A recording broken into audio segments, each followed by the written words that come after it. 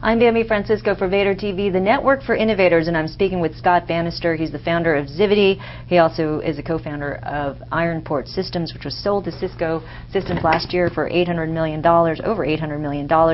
Scott is an angel investor in Zivity, the company he co-founded with his wife, Facebook, Hi5, Slide, PowerSet, and a number of high-profile Internet Web 2.0 companies. Scott, thanks for joining us and talking to me about the angel investing environment.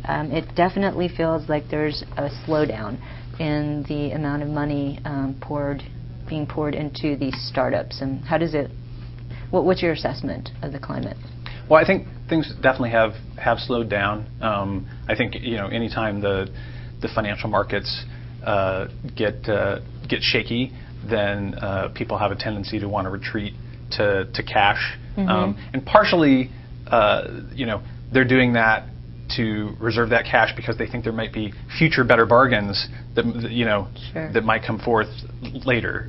So it's not necessarily that they don't have the cash, or that they've left angel investing.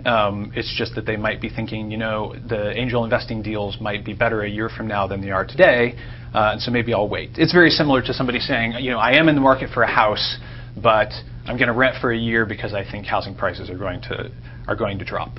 Yes, I think so there's a bit of that. They're waiting. The public markets, they have already had a correction, and so they're waiting for the private markets to follow suit, and that may take 6 or 9 months.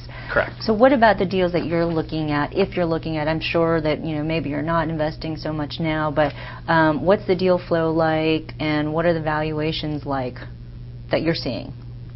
I'm actually not super active right now, just because I'm sort of back busy being an operator at Zivity. But I think there's certainly still a very active market of companies being started. I think there's a continuation of the trend that the capital required to start a company has continued to decrease. So I think that's good, and that even if the market is slowing down, if it requires less money to get things started, then you can still get rolling. I think there's a lot more of people funding things themselves, bootstrapping things by essentially taking no salary, maybe getting some co-founders to take no salary. If there's other employees that do need salaries, paying them essentially out of their own pockets and doing sort of internal investment rounds, and I think that's a very healthy thing. It sort of gets the person committed. Yeah, you're very committed at that point once you put your